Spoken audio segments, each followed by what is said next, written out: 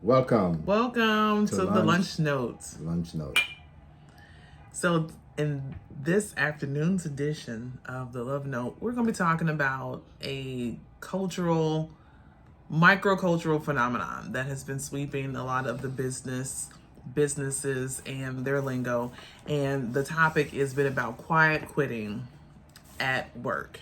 And we wanted to explore this and take it a little bit further and talk about what happens or what does it look like if you are quiet quitting In your marriage. So first, Dr. Pedro, would you talk to us a little bit about what is quiet quitting?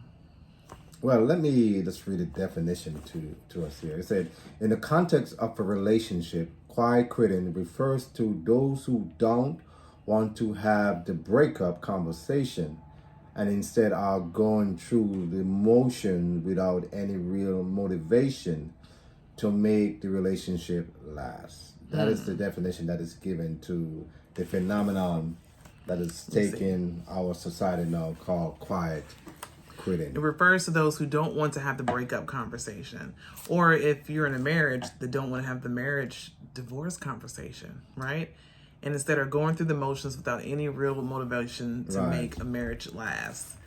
And at this point, we're talking from a 13-year marriage experience. We've been married for 13 years. We've been together for 15 years. And we have two lovely young girls. One's 13, one is 5. And one of the things that I thought was so intriguing about this particular trend or this topic is that it's definitely went viral. It's definitely been something that a lot of people have been discussing. But we wanted to bring it in and make it make sense for couples and for marriages. And why would we want to waste our time, money, resources on quiet quitting in our marriage? And why shouldn't we have the conversation about quiet quitting or just divorce? What's your thoughts on that, sir? I don't know. I think it gives some mixed messages about the marriage. Quiet quitting? You know, sometimes people have the persona when they're in public as everything is fine, everything is dandy. But deep down, they are struggling with a situation where they become isolated from each other emotionally. And in the public, so you kind of give the impression that in the public, everything is good, everything is bad. And, you know, so in a sense, they're not really being authentic.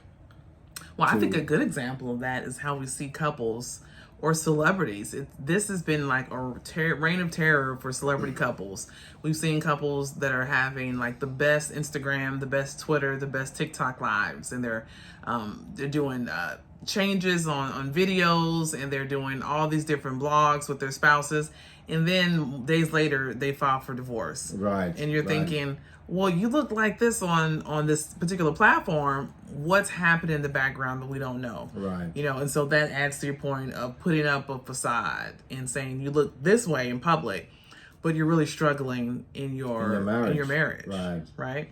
Right. And you know, and sometimes, you know, it's real.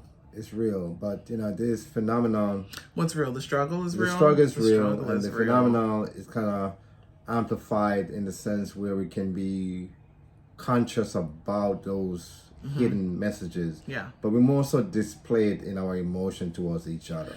What are some signs that you know of people in a marriage who are quiet quitting? What does that look like? Well, from what the research we have done here, there are 2 signs that is given. One, they stop advocating for their needs. The spouses or the the partners. Needs, the partner needs, right? So the partner needs become very insignificant. So we, rather than do it verbally and say things, we do it emotionally through our behavior. Yeah. We don't consider the other partner needs as significant. Well, and it also says that they stop advocating their own personal needs. So if I'm quiet quitting at work, if I'm quiet quitting the marriage, means I'm just going through the motions. And we're just living as 2 ships in the night. And so if I know that I have no real intention to stay in this marriage or no real intention to get out of the marriage what I want, then I am no longer advocating for my needs because I don't feel like you can address those needs. And so I stopped asking. I stopped asking you to do things. I stopped wanting to go to places with you. And I'm saying I, because I'm just making it more personal. I start doing things more by myself or with my friends or with other people. Right. And that's how the second part we did. Right. Doing things that is deliberate, to show that, you're giving the sign emotionally. Yeah. That you I don't even think it's deliberate though. It's just when you're done, you're done. And so it's not an intentional thing. It's just that's just how I'm wired. Right. You don't verbalize it as you're saying. So I'm not going to ask you to do it with me. Right, I'm just going to do it by myself. Right. You do it through your action. Because you've given up. Right. Right.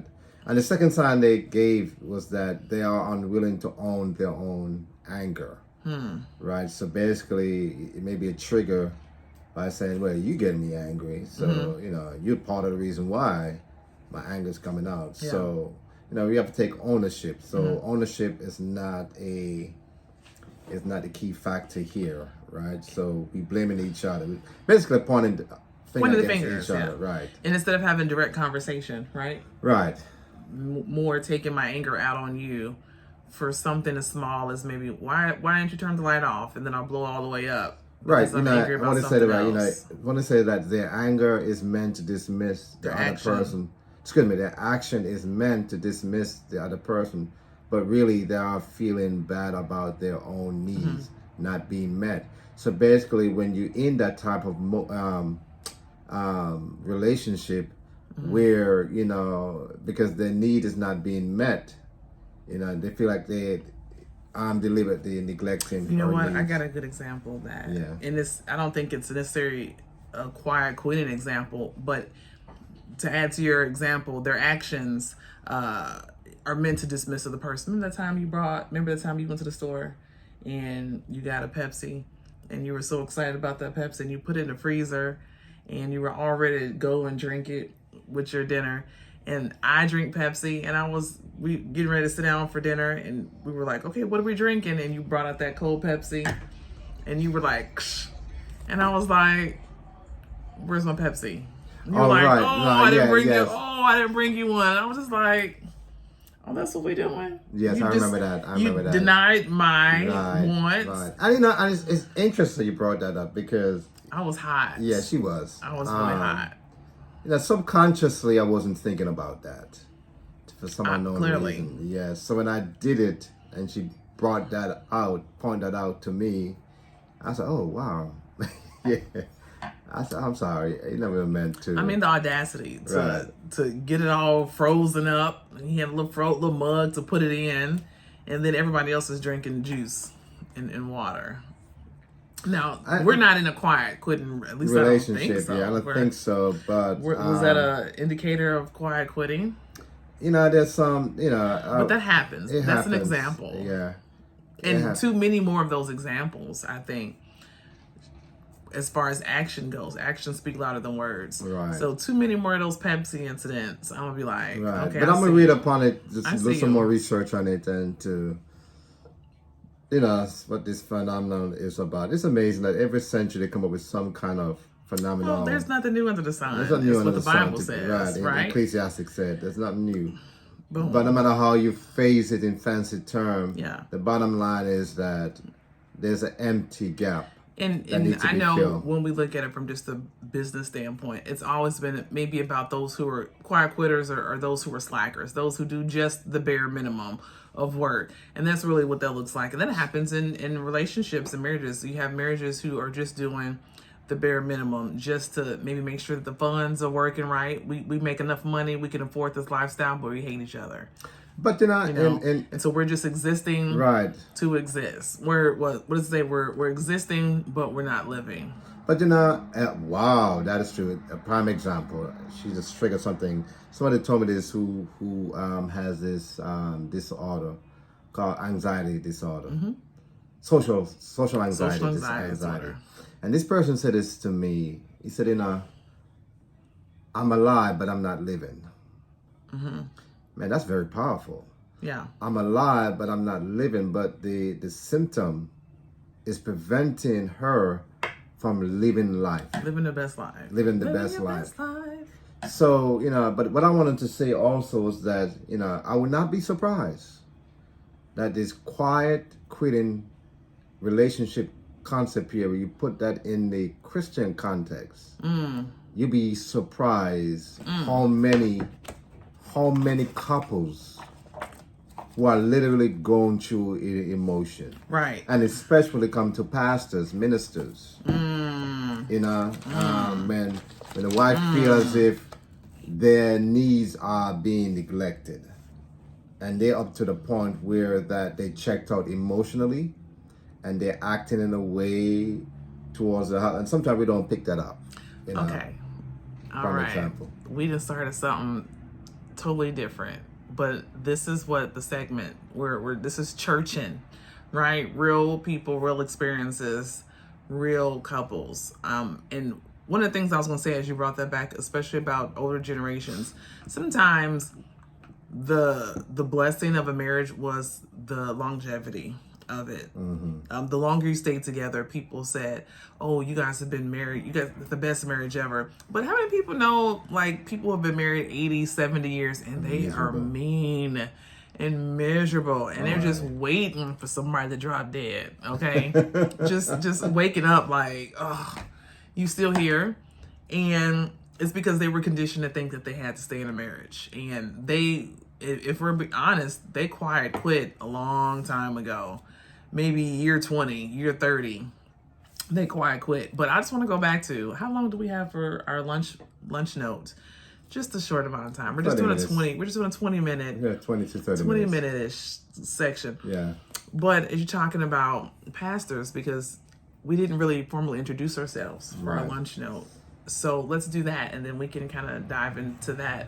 Well, my name is Dr. Graham Brown. I'm also associate pastor of Bronx Baptist Church. I'm also adjunct professor, and I got my doctorate in a Doctor of Ministry in Divinity, and that was my thesis was in the doctrine of the Trinity, how that looked like in ministry with evangelism, mission, worshiping, and teaching how the Holy Spirit blueprint. All right, there we go. Yep, that's it.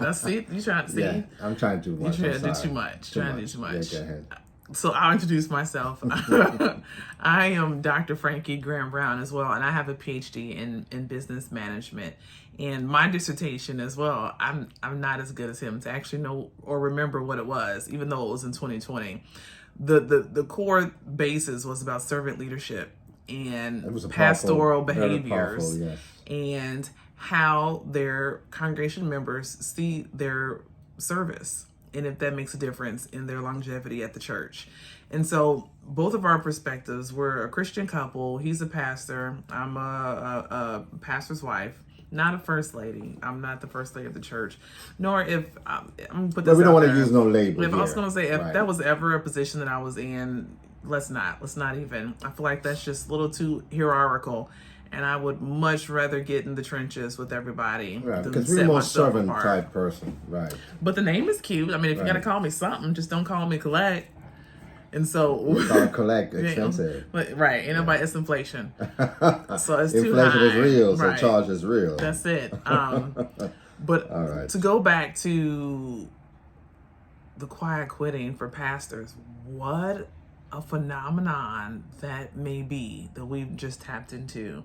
How many pastors, how many just ministerial families in the ministry, the spouses are quiet quitting because their husbands work a lot. The pastors are serving everybody else and not serving their families. The pastors are laying hands on everybody else and ain't laying hands on their family. The pastors are traveling extensively and have long nights and early mornings, and they're devoted. They're really committed to doing their job, but in some way they've lost sight. I can't say of what's important because God is definitely important, but family, their wife, what is it? God, your spouse, then your children. But at some point you got to realize if you're just going to be focusing on God, what's happening to us Right, as exactly. the spouse. And then that's where wives are quiet quitting, or even men who have women who are heavy in the ministry. We have a lot of women that go to churches and the husbands don't go. Right. So maybe they're quiet quitting. Yeah, and sometimes and the thing, and sometimes we use God as an excuse. We use our ministry as an excuse, right? And somehow we say that, well, she knows what the type of man that she was going to marry to, and God called upon his life, and so we say those things as a way to cancel out everything emotionally, what she's going through. And I think guys use that example, and they get a chance, especially guys in ministry, they get away with that way more than women. That's my point. Because a man can't say, well, I want you to be upfront, I want you to do this, and the woman can say, well, you know who I was when you met me. I wasn't prepared for this position when you met me. Well, so don't. We know that, right? And that take time and maturity as we grow together. But let me go back to the concept of the young lady that shared that with me, who has social anxiety disorder, that she alive but she's not living. And when we apply that in marriages, especially in Christian marriages today, especially within the pastor, that context, a lot of wives, they are married, but they're not living in their marriage. They're not enjoying. Or men too. Yeah, men too. Vice versa. Because we know that the roles flip today, where we have egalitarian perspective, where a woman with the limited time, right? Limited time. Why do you think that happens? Why do you think that how do we get? The bigger question is, how do we get there? Right. And the bigger question than that is, how do you get out? And sometimes there's other areas. There's a lot of variables that apply. So many and it's variables. not intentional. It's not intentional. Sometimes a lot of it is not intentional because, for example, the time of living in right now, the cost of living, you have to work and stuff like that. And sometimes, a job will allow you to consume your time to be a provider. And unfortunately, if you don't have a balance, perspective, it leaves no time for family quality time. Right, for quality time. I give a prime example. When we were living in Louisville, Kentucky, and I used to do ministry at the prison ministry, and every Friday I would do ministry.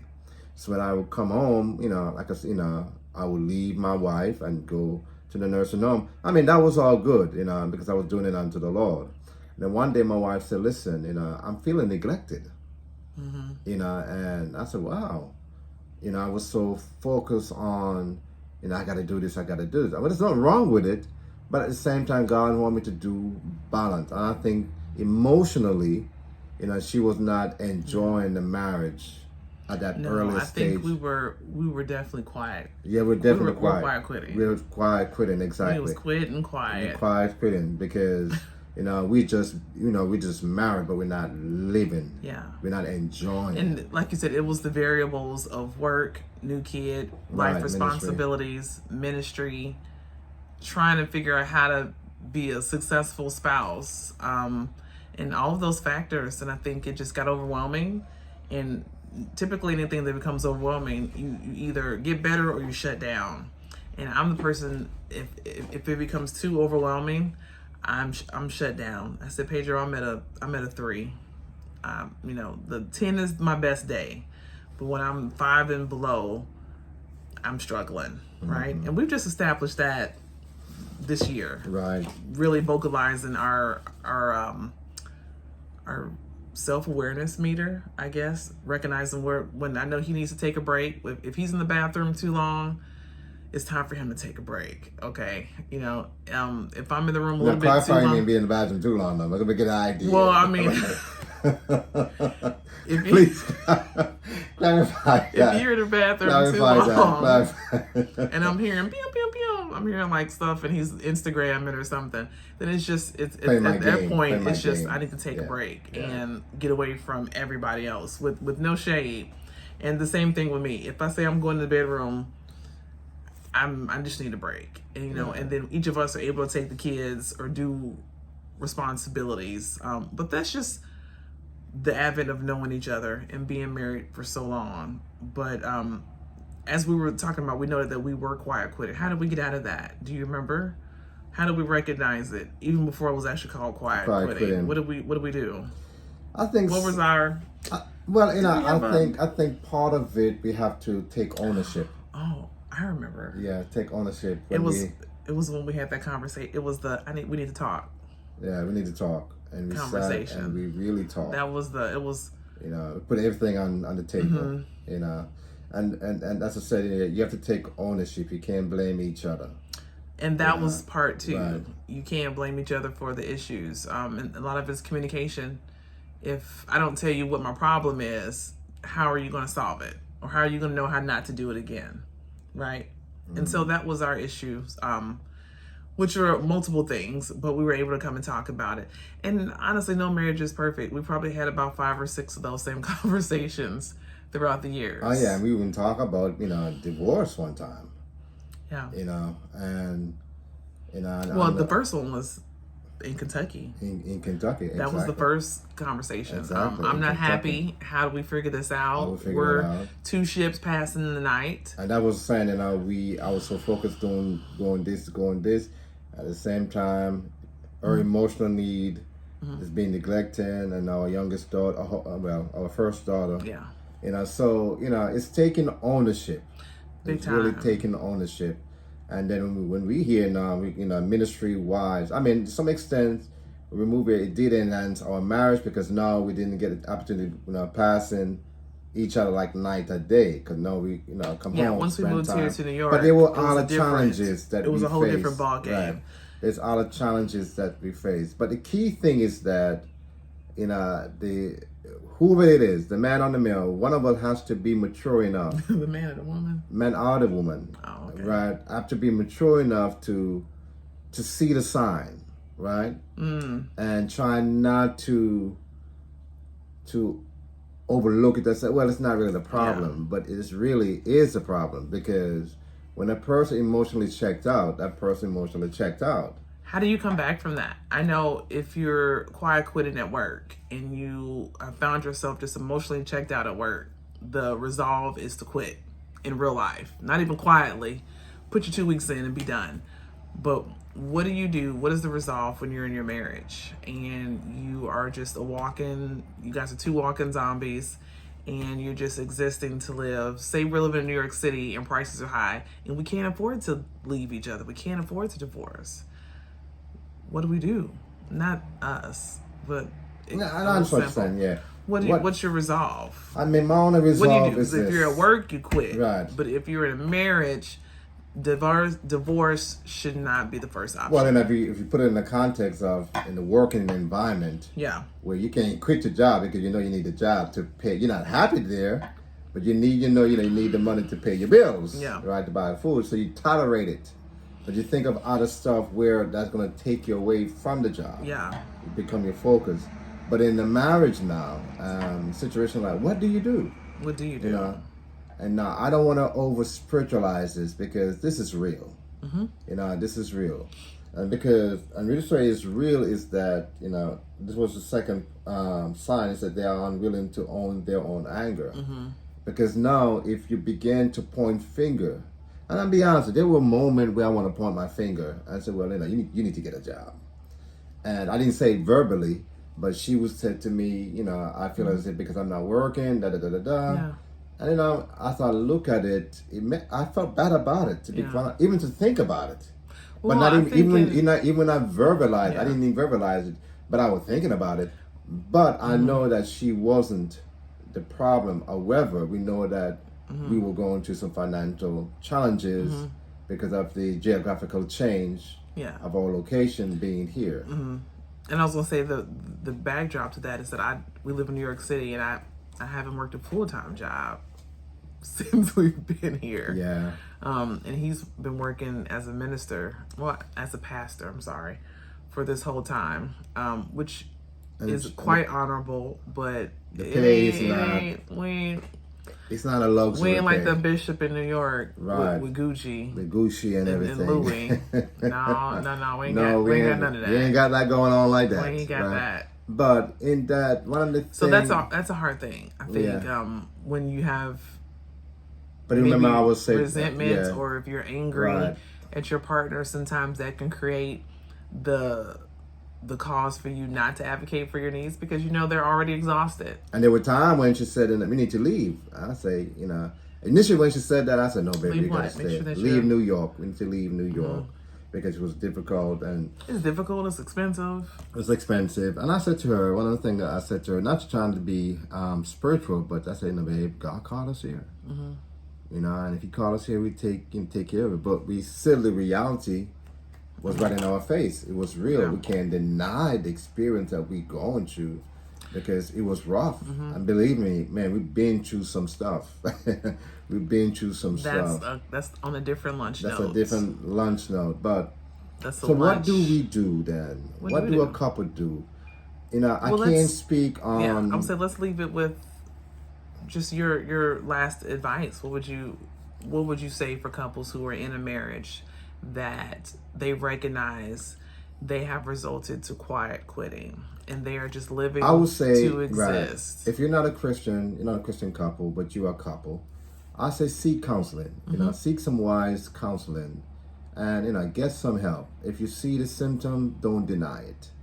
Right? Don't deny it. I say get some help, and hopefully that your partner will acknowledge, because that's the key. Because sometimes in marriages, when the one person acknowledge the symptom, while the other one denied, and if the other one denied, it's going to be really difficult to bring reconciliation and bring healing and to address those issues. But if your spouse recognize the symptom and say, you know what, yeah, we going through it, let's get some counseling. What happens, and I'm trying to wrap this up, what happens, because I know people who recognize that they're quiet quitting, but their spouse is unwilling to go to counseling.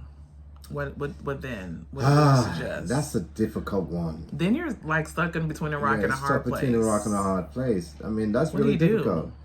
But, some people go towards praying, right? Okay. And because the Bible said, especially in the Christian context, if your husband's not doing what is right, the Bible said the wife should come before the Lord. Is that grounds for divorce? No, it's not ground for divorce. That's another. We don't got time to get into the detail of that, but it's not time for divorce. No. Okay. But what it said that the Bible said the wife should pray and come before God, not trying to win her husband by putting on lipstick and all that stuff. But her devotion before God will somehow win her husband back to her. What do you do if you're not a praying wife? Well, if you're not a praying wife, like I said, seek some counseling. No, seriously. Yeah. Listen. A or B. No man is island. Right? Island, yeah. So basically, we are here. We are interrelated, where we can help each other. So I said, go seek counseling. Get some counseling, because if the sign is if the writing's on the wall, if the writing's on the wall, get some counseling. And guys, I say this to you: humble yourself. Yeah, I was like, what would be your guys for guys? And I'll give an advice. I for say, ladies. guys, just humble yourself, because the truth is sometimes we don't have the answer, and that does not mean that you are not the man. Say that again. To be the man is to recognize your own reality, the limitation that you have. That's what it means to be the man. Because when you do that, then it amplify your manhood before your spouse. Ooh, and ain't there's nothing sexy than a man say, I'm sorry. That's right. People say, I'm sorry. I'm sorry, baby. So in that, I don't have anything to add. I think that's a great way to end this segment. What would you say to the woman quickly? What would I say to the woman who are quiet quitting? Make your requests known. It can be difficult. And sometimes us as women, we're not verbal when it comes to really advocating for our needs. So send a text, write a letter, and just make it specific about the things that you guys need to address in order to make it work, or even create a conversation. And invest in spending quality time with people who you trust. If not going to counseling, maybe a good Christian couple, an older couple that you talk to that can give you insight on that. Don't talk to no single people about it, because they ain't Oh, got no, no. don't do that. Don't do They that. ain't got nothing to do with this at this point. We love y'all single folks. And if your friend is in marital problem, don't go talk to them either. Then I'm the problem to solve that. We have seconds over. Okay. Thank you so all. that's it. And we want to thank everyone for coming and hope you guys have a great lunch. Great lunch.